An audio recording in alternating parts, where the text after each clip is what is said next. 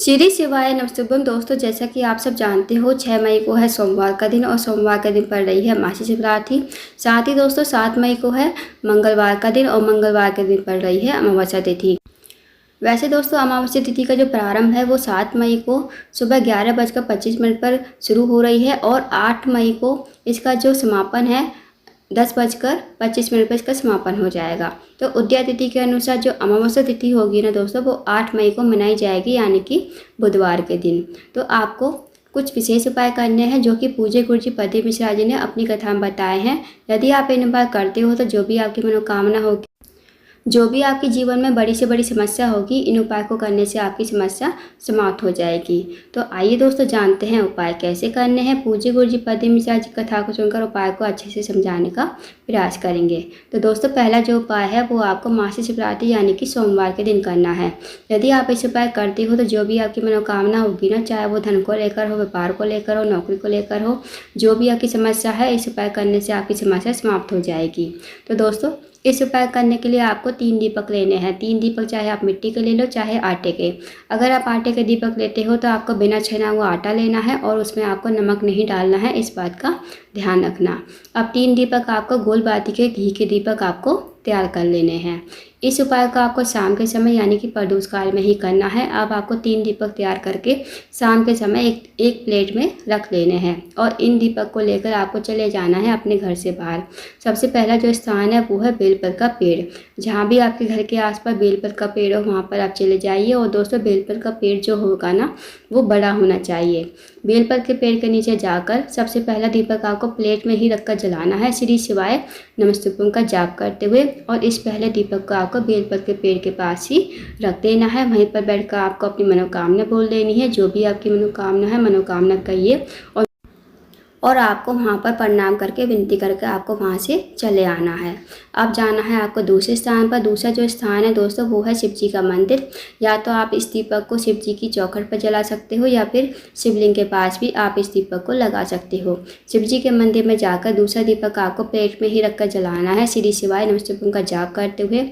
उसके बाद इस दीपक से भगवान की थोड़ी सी आरती कर देनी है और इस दीपक को आपको वहीं पर रख देना है। अब आपको मनोकामना कह देनी है। जो आपने मनोकामना बेलपत्र के पेड़ के नीचे बोली थी वही मनोकामना आपको यहाँ पर भी कह देनी है। अब आपको चले जाना है तीसरे स्थान पर। तीसरा जो स्थान है दोस्तों वो है दोस्तों आंवले का पेड़। जहाँ भी आपके घर के आसपास आंवले का पेड़ हो वहाँ पर आप चले जाइए। आंवले के पेड़ के पास पहुँचकर तीसरा दीपक आपको प्लेट में ही रखकर जलाना है, श्री शिवाय नमस्तुभ्यम का जाप करना है और आपको वो दीपक जो है आंवले के पेड़ के नीचे ही रख देना है। उसके बाद आपको मनोकामना बोल देनी है। जो आपने मनोकामना बेलपत्र के पेड़ के नीचे मांगी थी वही मनोकामना आपको यहाँ पर बोल देनी है। फिर आपको प्रणाम करके विनती करके आपको अपने घर पर आ जाना है। तो दोस्तों बहुत ही अचूक विशेष उपाय है, इस उपाय को अवश्य कीजिएगा। अब जानते हैं दोस्तों अगले उपाय के बारे में। अगला जो उपाय है दोस्तों वो बहुत ही ज़्यादा विशेष है। अगर आपके घर में कोई व्यक्ति काफ़ी दिनों से बीमार पड़ा है, उसकी जो बीमारी है दूर होने का नाम नहीं ले रही है, तो आप इस उपाय को अवश्य कीजिए। इस उपाय करने के लिए सबसे पहले आपको 1 लोटा जल लेना है। 1 लोटा जल जो आप लोगे स्टील के पात्र में, साथ ही आपको उसमें 1 चम्मच डालना है शुद्ध देसी गाय का दूध। दोस्तों शुद्ध देसी गाय का दूध ही होना चाहिए। साथ ही आपको लेनी है 5 काली मिर्ची। 5 काली मिर्च को भी आप इसी लोटे के जल में डाल देना और आपको चले जाना शिव जी के मंदिर में। शिव जी के मंदिर में जाकर सबसे पहले आपको शिवलिंग के सामने खड़े होना है उत्तर की तरफ मुख करके। फिर आपको भगवान से प्रार्थना करनी है कि मेरे घर का ये व्यक्ति है काफ़ी दिनों से बीमार पड़ा है, उसका नाम लेते हुए गोत्र बोलते हुए इस जल को आपको शिवलिंग के ठीक ऊपर कुंदकेश्वर महादेव का नाम लेते हुए धीरे धीरे आपको समर्पित कर देना है। फिर आपको प्रणाम करके विनती करके आपको अपने घर पर आ जाना है। तो दोस्तों इस उपाय को करके देखिएगा महाशिवरात्रि के दिन। तो जो भी आपके घर में व्यक्ति बीमार है, रोगीला है, उसकी जो बीमारी है धीरे धीरे ठीक हो जाएगी। अब जानते हैं दोस्तों अगले उपाय के बारे में। अगला जो उपाय है दोस्तों, अगर आपकी कोई मनोकामना है धन को लेकर, व्यापार को लेकर, नौकरी को लेकर या फिर आपके विवाह में अड़चन आ रही है, बाधा आ रही है, तो आप इस उपाय का अवश्य कीजिए। इस उपाय करने के लिए आपको लेनी है 1 काली मिर्च, साथ ही आपको लेनी है 7 काले तिल के दाने। अब आपको चले जाना शिव जी के मंदिर में।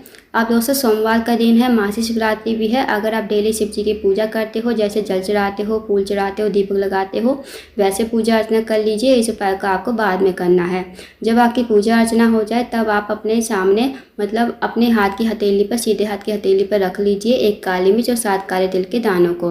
फिर आपको भगवान से प्रार्थना करनी है कि हे महादेव, मेरे जीवन की ये मनोकामना है, काफ़ी दिनों से अधूरी पड़ी है, आप मेरी मनोकामना को पूर्ण करें। तो आपको ऐसी प्रार्थना विनती करते हुए 1 काली मिर्च और 7 काले तिल के दाने आपको शिवलिंग के ठीक ऊपर श्री शिवाय नमस्तुभ्यम कहते हुए समर्पित कर देने हैं। दोस्तों इस उपाय को जो है महाशिवरात्रि के दिन ही किया जाता है और किसी दिन आप इस उपाय को नहीं कर सकते। तो दोस्तों सोमवार का दिन भी है और महाशिवरात्रि भी है, तो इस उपाय को अवश्य कीजिएगा। तो दोस्तों ये थे कुछ विशेष उपाय जो आपको महाशिवरात्रि के दिन यानी कि सोमवार के दिन करने हैं। अब जानते हैं अमावस्या के दिन करने वाले कुछ विशेष उपाय के बारे में। दोस्तों अगर आपके घर में पितृ दोष है या फिर वास्तु दोष है या फिर काल सर्प दोष है, आपके घर में हमेशा कोई ना कोई व्यक्ति बीमार रहता है, आपके घर में पैसे नहीं टिकते हैं या फिर आपके घर में कुछ ना कुछ बीमारी बनी ही रहती है, तो ये दोस्तों जो होते हैं ना पितृ दोष के लक्षण होते हैं। तो पूज्य गुरुजी प्रदीप मिश्रा जी ने एक विशेष उपाय बताया है जो आपको अमावस्या तिथि यानी कि 8 मई के दिन ही करना है। तो आपको क्या करना है, आपको एक दीपक तैयार करना है। दीपक आपको लंबी बाती का और आपको घी का दीपक तैयार करना है। आप दीपक चाहे आप मिट्टी का ले लो चाहे आटे का। अगर आप आटे का दीपक लेते हो तो आपको बिना छना हुआ आटा लेना है, साथ ही आपको नमक नहीं डालना है, इस बात का ध्यान रखना।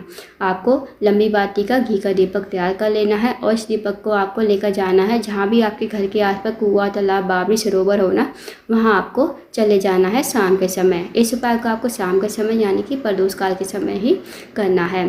कुआं, तालाब, बावड़ी, सरोवर के पास पहुंचकर आपको एक अच्छा सा स्थान देखना है और इस दीपक को आपको, इस दीपक की जो बाती का मुख होगा ना, वो आपको दक्षिण दिशा की तरफ करके ही जलाना है, क्योंकि दोस्तों जो पितरों का स्थान होता है ना वो दक्षिण दिशा की तरफ ही होता है। तो आप कुआं, तालाब, बावड़ी, सरोवर के पास पहुंचकर इस दीपक को रख दीजिए और इस दीपक का जो बाती का मुख होगा वो दक्षिण दिशा की तरफ होना चाहिए। फिर आपको इस दीपक को जो है अपने पितरों का नाम लेते हुए, अगर आपको पितरों का नाम याद है तो पितरों का नाम ले लीजिए, अगर नाम याद नहीं है तो पितरों का मन ही मन स्मरण करते हुए इस दीपक को आपको जला देना है। फिर आप अपने पितरों से प्रार्थना कर लीजिए कि हमारे घर में सुख शांति समृद्धि बनी रहे, कभी लड़ाई झगड़ा ना हो और पैसों की कमी कभी ना हो, माता लक्ष्मी हमारे घर में हमेशा वास करे। तो आपको इस उपाय को करके अपने घर पर आ जाना है। अगर दोस्तों आपके घर के आसपास कुआं, तालाब, बावड़ी, सरोवर नहीं है तो आप इस उपाय को कहाँ करोगे? तो आपको इस उपाय को जो है कहीं भी आपके घर के आस बेलपत्र का पेड़ हो या फिर पीपल का पेड़ हो तो वहाँ पर भी आप इस उपाय को कर सकते हो। बेलपत्र के पेड़ के नीचे जाकर आपको इस दीपक को वहीं पर रख देना है और इसकी जो बाती का मुख होगा ना वो आपको दक्षिण दिशा की तरफ भी करके जलाना है। फिर आप अपने पितरों का नाम लेते हुए, अगर आपको पितरों का नाम याद है तो नाम ले लीजिए, अगर नाम याद नहीं है तो मन ही मन उनका स्मरण करते हुए इस दीपक को आपको जला देना है। अपने पितरों से प्रार्थना कर लेनी है कि हमारे घर में सुख शांति समृद्धि बनी रहे, कभी लड़ाई झगड़ा ना हो। अगर आपके घर के आसपास बेलपत्र का पेड़ नहीं है तो आप इस उपाय को कहाँ करोगे? तो आप इस उपाय को अपने घर पर, जहाँ भी आप अपने पीने का पानी रखते हो ना, वहाँ पर आप इस उपाय को कर सकते हो। अपने रसोई घर में जहाँ आपके पीने का पानी रखा जाता है, इस दीपक को वहाँ पर ले जाइए और इसकी जो बाती का मुख है वो आपको दक्षिण दिशा की तरफ ही रखना है। फिर आप अपने पितरों का नाम लेते हुए, पितरों को याद करते हुए, अगर पितरों का नाम याद है नाम ले लीजिए, नहीं तो आप पितरों का मन ही मन स्मरण कर लीजिए और इस दीपक को आपको मतलब जला देना है। फिर आप अपने पितरों से प्रार्थना कर लीजिए कि हे पितृदेव, हमारे घर में सुख शांति समृद्धि बनी रहे, हम पर आपकी कृपा बनी रहे। बस आपको ये छोटा सा विशेष उपाय करना है दोस्तों। इस उपाय को यदि आप करते हो शाम के समय तो जो भी आपके पितृ हैं ना वो हमेशा खुश रहेंगे और पितरों की कृपा आप पर बनी रहेगी। तो दोस्तों ये थे कुछ विशेष उपाय जो आपको महाशिवरात्रि और अमावस्या तिथि के दिन करने हैं। इन उपाय का अवश्य कीजिए। अगर आपको जानकारी पसंद आई हो, वीडियो को लाइक करें, शेयर करें, चैनल को जरूर सब्सक्राइब करें, कमेंट बॉक्स में श्री शिवाय नमस्तुभ्यम हर हर महादेव जरूर लिखें।